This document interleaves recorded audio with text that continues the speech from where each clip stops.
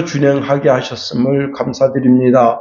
하나님, 이제 주의 은혜 가운데 주께서 우리를 친히 주관하시며 인도하여 주셔서 이 시대 속에 하나님의 자녀로 빛과 소금의 직분을 잘 감당할 수 있도록 도우시며 인도하여 주옵소서. 하나님, 세상이 혼탁하고 어지럽지만 우리가 주의 말씀 가운데 서서 있음으로 말미암아 이 나라와 이 시대가 하나님의 진리의 구원을 얻게 하시며 인도하소서. 또한 우리가 이 저녁에 주의 전에 나와서 귀한 말씀을 묵상하면서 그 말씀의 은혜를 깊이 되새길 때 더 큰 은혜를 허락하여 주시옵소서. 하나님, 말씀 따라 사는 우리가 다 되게 허락하여 주옵소서. 예수님 이름으로 감사하며 기도합니다. 아멘. 오늘 본문에 있는 말씀을 통해서 경건이란 이익의 수단인가 생명의 길인가, 그런 제목 가지고 말씀을 살펴보겠습니다. 디모데전서 3장 8절에 보면요, 더러운 일을 탐하지 말라 말씀하고 있습니다. 우리가 경건을 돈 버는 수단으로 사용한다면 어떠하겠는가 하는 겁니다. 그 경건은 진짜인가 가짜인가. 그런데 주님은 우리에게 돈 때문에 일하지 말고 어떤 이권 때문에 충성하는 것을 싫어하신다 하는 겁니다. 우리가 경건의 가면을 쓰고 자신의 이익을 위해서 교회를 이용하는 것은 주님이 원하시는 삶이 아니다 하는 겁니다. 미국에 이제 한 교회에 제법 큰 교회인데 작은 사진관을 운영하는 집사님이 교회의 모든 행사를 도맡아서 이제 그렇게 교회에 이제 무슨 잔치가 있다든가 결혼식, 회갑연, 출순, 고의 이런 잔치가 있으면 그때 가서 사진을 찍어주고 그렇게 이제 돈을 버는데, 장로님이 어느 날 아주 그 도시의 큰 스튜디오를 이제 경영하는 그런 분을 전도했습니다. 문제는 이제 그분이 전문적 그런 장비를 가지고 있게 되니까 성도들이 다 그리로 가서 이제 사진을 찍고 비디오를 촬영하게 됐습니다. 조그만 스튜디오를 경영하던 이 집사님이 이제 그때 시험이 든 겁니다. 이 장로님이 하필이면 이렇게 큰 대형 사진관 경영하는 분을 전도했나. 차라리 그분은 전도 안 했으면 내가 우리 교회에 이제 작은 행사, 큰 행사 다 맡아서 그렇게 일을 할 텐데, 돈을 벌 텐데, 그러면서 이제 그것 때문에 시험 들었다는 겁니다. 디모데전서 6장 10절에 보면요, 돈을 사랑함이 일만하게 뿌리가 되나니 이것을 탐내는 자들은 미혹을 받아 믿음에서 떠나 많은 근심으로써 자기를 찔렀도다 했습니다. 여러분, 우리가 사업을 하고 병원을 하고 미장원을 해도 순수하고 깨끗한 마음으로 충성을 다하면 하나님도 알아주신다는 겁니다. 그리고 사람도 알아주게 되고 그 집 문턱을 드나들게 되는 겁니다. 제가 이제 신학교 다닐 때 그 인천 서구 성남동에서 이제 그렇게 생활을 했어요. 근데 거기에 아주 유명한 교회가 있는데 성남교회입니다. 그때 당시 성도들이 약 2,500명 정도 모이는 교회입니다. 제가 있던 그 바로 앞에는 감리교 대은교회인데 그 대은교회도 상당히 사람이 많이 모이는데 거기에 비하면 이 성남교회는 엄청나게 많이 모이는 교회였어요. 2,500명 정도면 그 정도면 굉장히 큰 사이즈인데 그 교회 앞에 뭐가 있었냐면 거북시장이라고 하는 시장이 있었는데 그 시장에는 전부 이 성남교회 달력이 있습니다. 그런데 12월 25일 날 달력을 놓아주거든요. 12월 25일 날 이제 주일 오전 예배 11시 예배 그 놓아줍니다. 성남시장 그 거북시장 전체가 다 문 닫아요. 다 거기 교회 달력 얻으러 갑니다. 근데 그때 자기 교회 성도는 이제 2,500명인데 달력을 5,000부를 하는 거예요. 이게 뭐죠? 그 달력이 없으면 장사가 안 됩니다. 그 집을 가지를 않아요. 그 달력을 제일 잘 보이는 곳에 딱 이렇게 걸어놨습니다. 여러분, 교회를 이용하지 말고 내가 교회에 이용당하면 안 되겠어요? 그런 마음 품고 살아야지. 그래 하나님도 기뻐하시지. 교회를 이용해서 이익을 취하려고 한다. 예. 세상 사람들은요, 손해보는 일을 하지를 않습니다. 모든 것을 이익이냐, 손해를 보느냐의 관점에 따라서 관계를 이어갑니다. 이것이 삶을 영위하는 모든 가치 판단의 기준이다 하는 겁니다. 문제는 이러한 논리가 교회 안에 들어와서 교회 안에서 성도의 교제도 그런 관계로 보게 된다면 그것은 그리스도 예수의 사랑을 훼손하는 것이다 하는 겁니다. 당시 에베소 교회는 다른 교훈을 가르치고 그 교훈을 지키려고 하는 자들이 있었을 뿐만 아니라 신앙이 자기 배를 채우는 수단으로 이제 전락한 사람들도 있었다는 겁니다.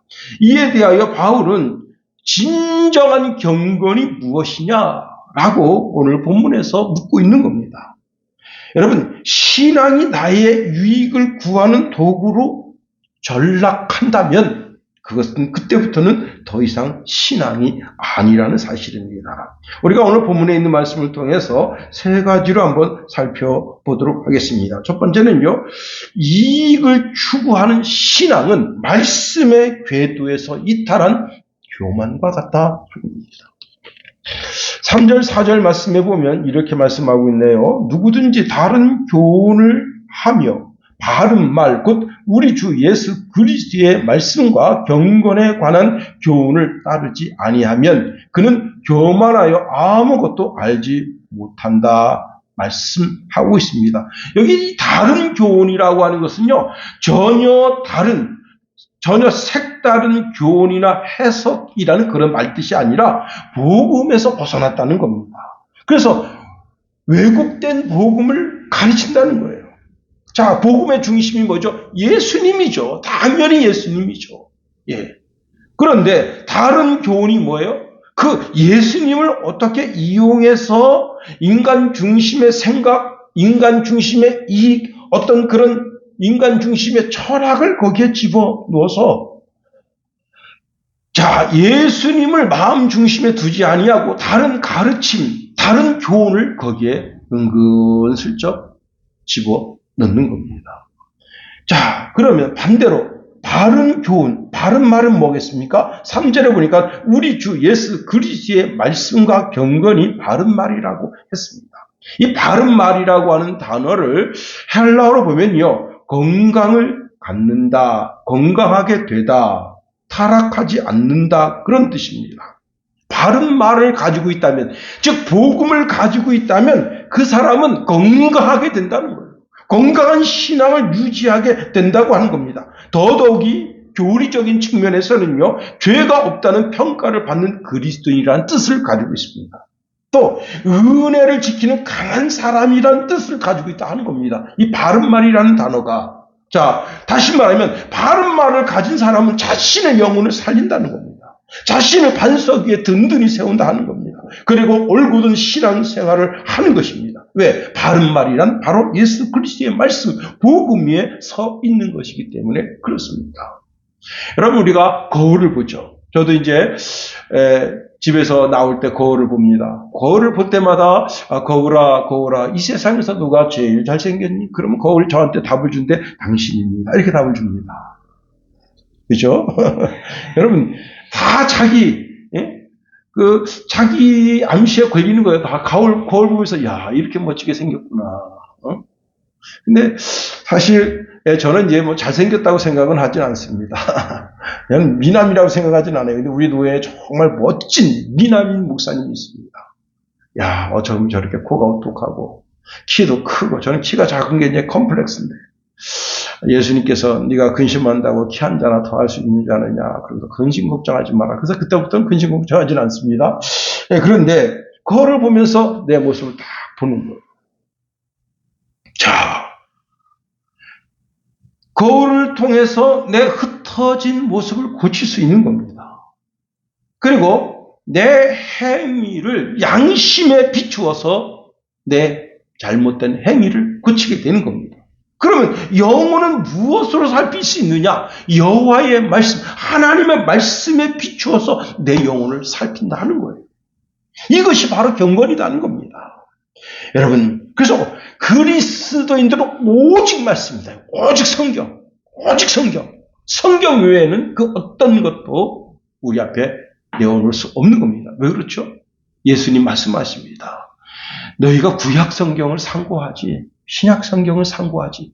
이 성경이 곧 나에 대해서 이야기하고 있다 말씀하시고, 너희가 성경에서 영생을 얻는 줄 알고 성경을 상고하고 있다. 그렇게 말씀하십니다. 그렇습니다. 여러분, 하나님의 말씀에 비추어 내 영혼을 살피는 거예요. 그게 경건이라 하는 겁니다. 경건이란 단순한 종교적 행위가 아닙니다. 오직 여호와 하나님만 경외하고 섬기고 그 말씀대로 사는 삶 전체가 바로 경건이라는 겁니다. 하나님을 두려워하고 하나님의 말씀에 순종하고 삶을 통해서 하나님의 말씀이 내 삶을 통해서 하나씩 하나씩 이루어져 가는 것. 그 가운데 그리스도인들이 가장 먼저 행할 것이 뭐냐면 정직한 거죠. 정직한 거. 예. 그 다음에 정직하고 게으르면 안 되잖아요. 성실해야지. 정직하고 성실해야 됩니다. 그 일에 최선을 다하는 삶을 살아야 되는 거예요. 그래서 죽도록 죽기까지 충성을 다하는 삶을 살아야 되는 겁니다. 자, 그런데 문제가 있습니다. 여기 보니까 3절 하반절에 따르지 아니하면 그는 교만하여 라고 말씀하고 있습니다. 자, 다른 교훈을 따르는 자의 특징인데 하나님의 말씀, 예수님의 말씀 헌신짝처럼 버리는 거예요. 경건의 삶을 무시하는 겁니다. 따르지 아니하면 그는 교만하여. 예, 이것은 정말 복음의 핵심, 진짜를 모르는 거예요. 그래서 4절에 보니까 하반절에 그는 아무것도 알지 못한다 했습니다. 이게 핵심이에요. 이 사람은 진리를 알지 못하는 것이 아니라 진리를 알면서 그 진리의 말씀대로 살려고 몸부림치지 않는 거예요. 즉, 이것은 지식의 문제가 아니라 순종의 문제다 하는 겁니다. 여러분, 우리가 하나님의 말씀에 순종하지 않으면 그것은 아무것도 아닌 거예요. 내가 하나님의 말씀과 일치된 삶을 살고 있는가, 나 자신을 살피라는 겁니다. 내가 경건한 삶을 살고 있는가, 나 자신을 살펴보라는 거예요. 그 기준을 따르지 않으면 실상은 다 거짓이라는 거예요. 자, 오늘 말씀을 실제적인 경고를 하고 있는 겁니다. 말씀에 대한 엄청난 지식을 가지고 있더라도 내 삶을 통해서 실천되지 않는다면 그 경고는 거짓이다. 여러분, 이것을 오늘 본문에는 교만이라 했습니다. 교만. 예. 교만은 성격적인 문제가 아닙니다. 하나님과의 관계를 다 무너뜨리는 거예요. 이게 아주 치명적인 죄다는 겁니다. 교만은 여호와 하나님을 대적하는 죄다. 하나님보다 더 높아지려고 하는 태도다. 그래서 여러분 잠언서 16장 5절에 보니까 마음이 교만한 자를 여호와께서 미워하신다 했습니다. 교만은 하나님과 정면 충돌이 일어나는 거예요. 그래서 하나님은요, 교만한 자를 반드시 망하게 하십니다. 잠언서 16장 18절에 보니까 교만은 패망의 선봉이요 거만한 마음은 넘어짐의 아점이니라 말씀합니다. 여러분, 이 조직사회에서 공부를 잘하면서 착하면 많은 학생들이 따르면서 걔를 존경합니다. 그런데 공부를 잘하면서 교만하면요, 내가 저 새끼를 반드시 꺾어야지. 그런 마음을 가집니다. 제가 이제 아주 오래 전에, 그 지역 사회에 그 피아노 학원 이제 그 발표하는 데를 갔습니다. 근데 우리 집사람 갔는데, 거기 진짜 피아노를, 쇼팽처럼 잘 치는 사람이 있어요. 애기가 있어요. 중학교 2학년짜리인데. 와, 나는 진짜, 그렇게 피아노, 손가락이 안 보여. 제가 손가락을 보는데, 근데 얘가요, 그 피아노 그 위에 딱 올라서는데, 이 교만이 하늘을 찌릅니다. 이러고 가요. 아니, 여러분, 그게 보이잖아요. 얘가 교만한 게 보이잖아요. 아무리 실력이 좋아도요, 그런 자세를 보면 교수들이 안 씁니다. 진짜 저는 역겹더라고요. 뭐 저런 애가, 근데 피아노는 기가 막히게 잘 쳐. 와, 사람들이 일부 일어나서 박수까지 쳐줬어. 사람도 교만한 거는요, 그 학생이 겸손하면서 실력이 높았으면 아마 전부 일어나서 박수 쳤을 겁니다. 이 음악회는 날 보러 온 거야. 야, 근데요, 거기서 조금 더 가면 뭐가 있느냐. 리틀 엔젤스 회관이 있습니다. 거기는요, 대한민국의 0.3%에 들어있는 애들이 와서 피아노를 칩니다. 물론 그게 이제 2단 그거여서 그렇지 0.3%에 거기 그냥 진짜입니다.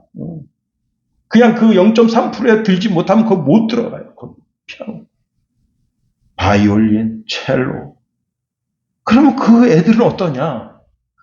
비록 2단에 속한 클럽에 있지만 저도 거기 음악회 가봤거든요. 참 겸손합니다, 애들이.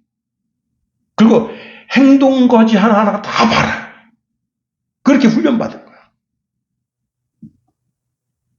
사람도 교만한 거 싫어합니다. 하물며 하나님이시겠는가 하는 겁니다. 그런데 이 교만은 하나님께로부터 오는 모든 은혜를 다 막아선다는 거예요. 야고보서 4장 6절에 보니까 하나님이 교만한 자를 물리치시고 겸손한 자에게 은혜를 주신다 하셨습니다. 이것이 가장 두려운 부분인데, 교만하면 자신 스스로 하나님의 도움을 물리친다는 거예요.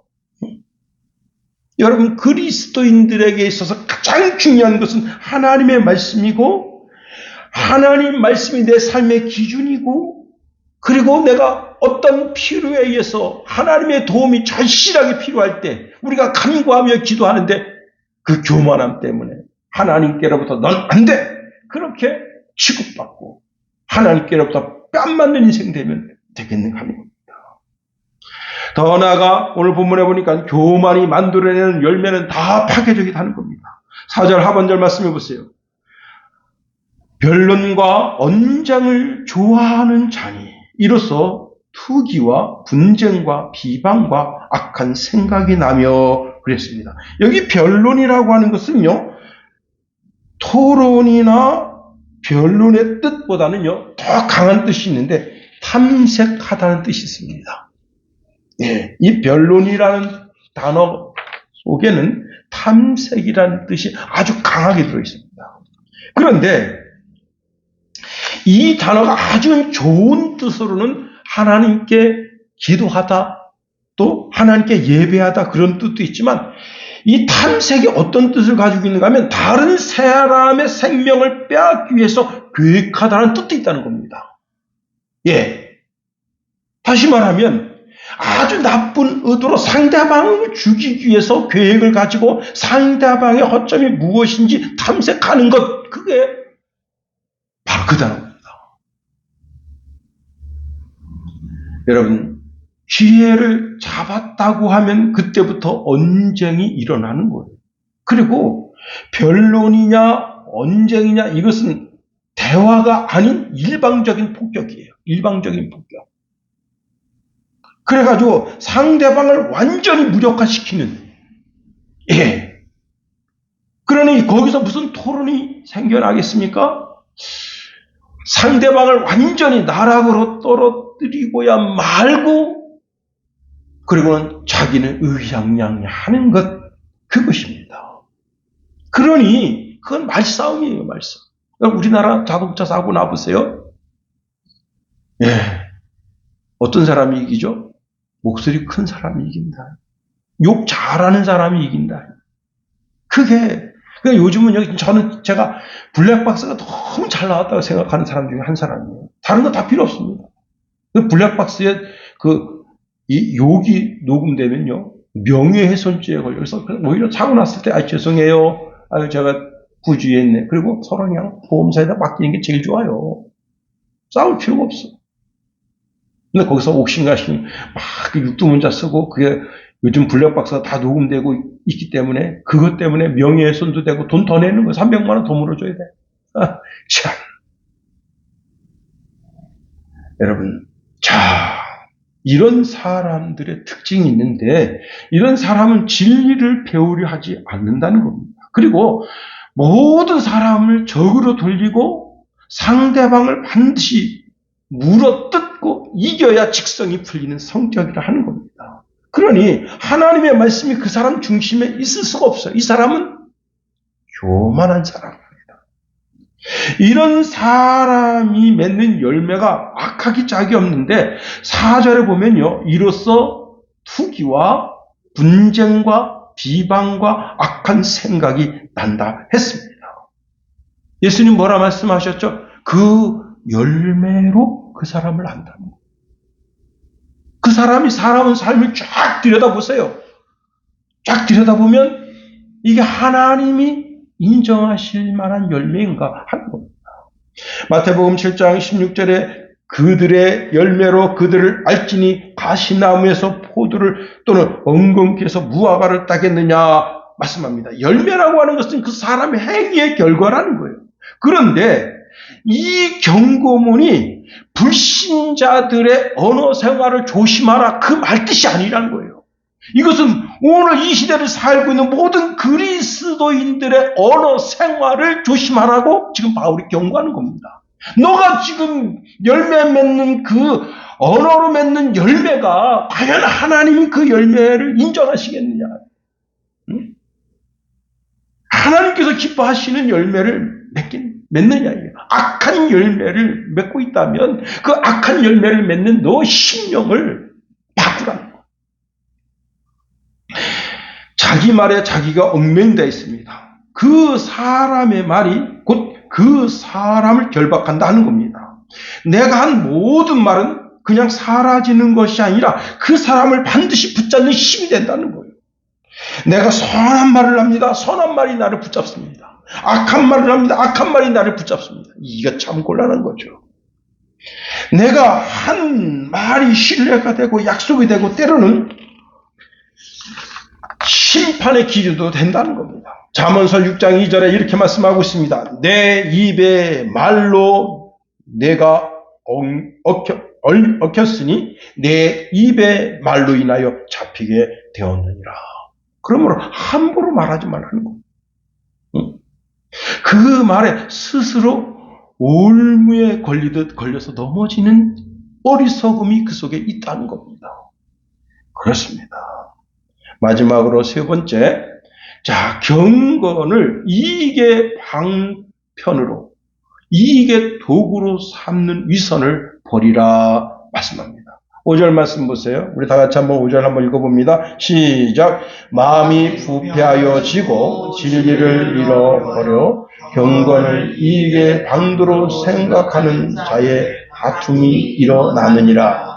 이 5절에 보면요, 5개의 악함이 들어있습니다. 마음이 부패한 상태, 진리를 잃어버린 상태, 경건을 이익의 방도로 생각하는 것, 그 다음에 다툼이 일어나는 것. 이 중에 핵심이 뭐냐면 경건을 이익의 방도로 생각하는 것입니다. 아주 오래전에 아주 재밌는 일이 있었는데요. 제가 이제 전도사 때인데, 처음 이제, 그러니까 그 전에 이제 무임 전도사로 사역을 했는데, 그때는 이제 사례비를 받고 전도사 사역을 했습니다. 제가 이제 그 교회에 유치원 차가 있어서 유치원 차를, 학교를 이제 수업이 5시부터 있어요. 안양대학교가. 그러니까 이제 낮에는 이제 거기서 일하고 저녁에 이제 전철 타고 학교 가서 수업 받고 이제 그런 스타일인데 그 유치원에서 이제 소풍을 가게 됐습니다.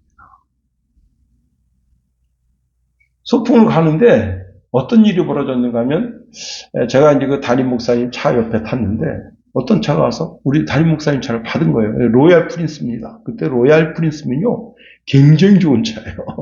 최고 좋은 차예요, 최고 좋은 차. 그래서 제가 이제 너무 저도 놀라고 다 놀랬잖아요. 그 안에 탄 분들이. 그 다음에 이제 대형 버스가 앞에 가고 있는데, 대형 버스는 우리가 사고 났는지 모르고 계속 가고 있습니다. 근데 우리는 거기서 이제 지체하게 된 겁니다. 야, 근데요, 이 사고 낸 사람이 내가 타고 있는 이 분이 목사님인 걸 알았어.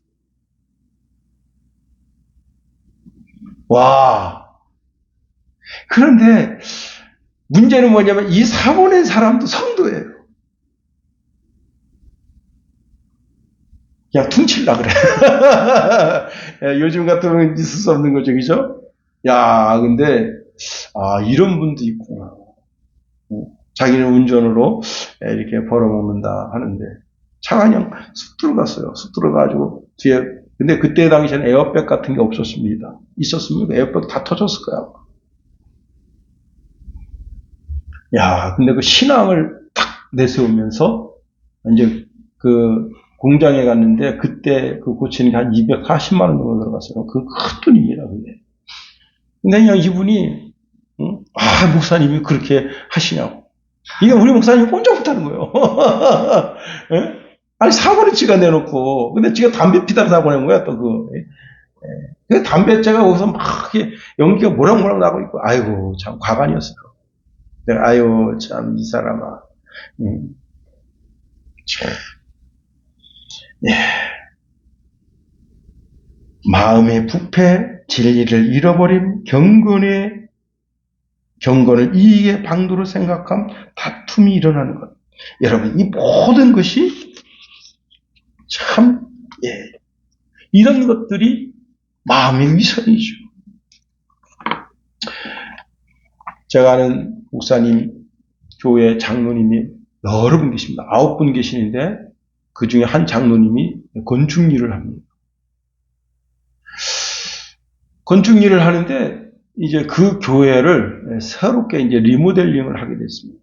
근데 그 건축비가요, 그냥 진짜 이런 춘천 같으면 웬만한 건물 짓는 비용입니다. 거의 한 40억 들여서 그 교회가 원래 5층짜리 건물인데 그거를 이제 리모델링을 하게 된 거예요. 그런데 건축비가 자꾸 올라서 거의 이제 60억 가까이 임박하게 됩니다. 그러니까 이 목사님은 가만히 다른 장로님들이 난리가 났습니다. 그래가지고요, 나중에 교회에서 싸움이 난 겁니다. 이 장로님이 고소한 거예요. 재정 장로님이 우리 차석 장로를 고소한 겁니다. 이야, 그래서요, 엄청 시끌시끌했었어요. 그런데, 참, 이게, 교회를, 내가 섬기는 교회라면 내가 어떡할까요? 좀 더, 좋은 자재를 쓰면서, 그래도 품을 좀 들여서 어떻게 이렇게 좀 이쁘게 하려고 하는 그런 마음을 갖는 게 보통 사람인데 이분은 그게 아닙니다. 견적을 그렇게 내놓고 계속 추가. 와, 야, 우리는 그냥 겉에서 듣는 이야기죠. 근데 나중에 결국은 이제 재정 장로님이 차석 장로님이 고소해가지고 지방 법원으로 가게 된 겁니다. 이게 얼마나 부끄러운 일이에요.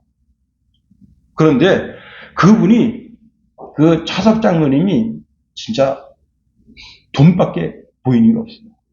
그래가지고 결국은 어떻게 했느냐. 여기에서 요괴로 가가지고 계속 고소를 한 거예요. 그게 한 9년 동안 이어졌습니다.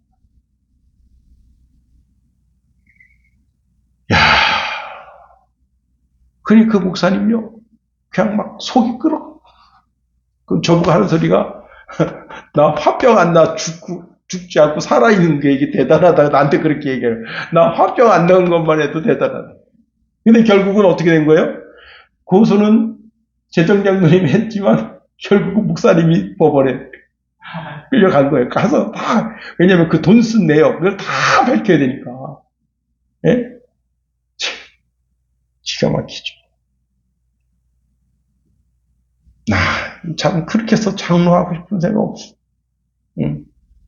여러분, 진리를 떠난 사람은 마음이 병든 사람이에요. 경건조차 자기 이익의 도구로 삼는다면 공동체 안에서 다툼만 일어날 뿐입니다. 우리 신앙의 목적이 무엇인지를 분명하게 알아야 되는 거예요. 거룩한 공동체 안에서 과연 내가 얻고 싶은 것이 무엇인가를 곰곰이 생각해 봐야 되는 겁니다. 경건은 수단이 아니라 목적이라는 사실입니다. 하나님을 사랑하는 것이 본질이라는 거예요. 응? 그 본질을 이용해서 뭔가 이익을 얻으려고 한다면 그 사람은 진리를 잃어버린 사람이라는 겁니다. 하나님과의 관계가 깨지면 사람의 관계도 깨지고 모든 것이 다 깨지는 거예요. 여러분, 우리의 신앙 행위에 열심을 가져야 됩니다. 기도도 열심히 하고 봉사도 열심히 하고, 그런데 이것이 어떤 이익을 위한 방편의 도구가 된다면 그 사람은 진리를 잃어버린 사람이라 하는 겁니다. 바울이 그 이야기를 하고 있습니다. 경건이 목적이 돼야지 결코 우리의 욕망을 채워주는 수단으로 경건을 이용한다면 그 사람은 오늘의 아간이다. 오늘의 유다예요. 여러분, 아나니아 삽비라 참, 여러분, 참된 경건은 한 분 하나님으로 만족하는 겁니다. 하나님을 이용해서 무엇을 얻어내려고 하는 것이 아니라 하나님이 있기 때문에 모든 것이 있는 사람이에요.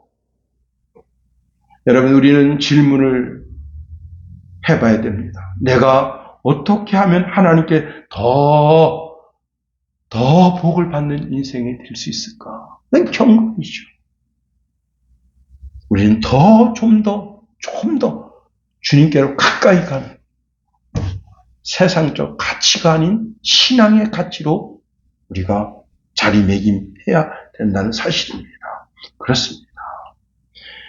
여러분, 좀 더 주님께 가까이 다가가는 경건을 통해서 이 시대에 주님께로부터 인정받는 저와 여러분이 다 되기를 예수님의 이름으로 축원해 드립니다. 기도하겠습니다. 하나님, 우리를 붙드시며 인도하소서.